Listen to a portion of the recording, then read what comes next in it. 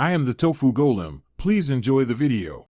You start by picking an editor that fits your needs, Photoshop for precision or a mobile app for speed. Open the image and immediately duplicate the background layer so you can revert if needed.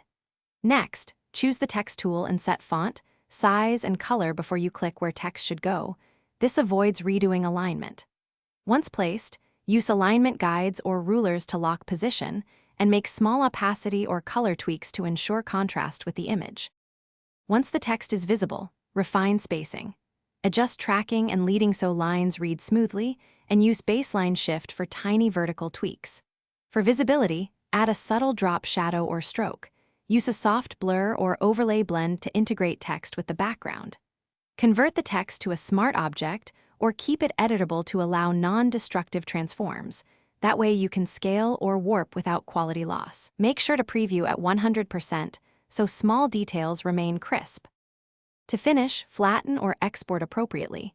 Choose PNG for transparent backgrounds or JPG for photographic images and set quality to balance size and fidelity. Ensure the correct color space, sRGB for online, CMYK for print, and embed the profile. If a font is missing on another machine, rasterize a copy of the text layer and keep an editable version in the source file.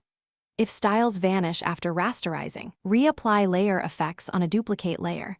That fixes most export issues. Thanks for watching. Consider subscribing if we helped you today.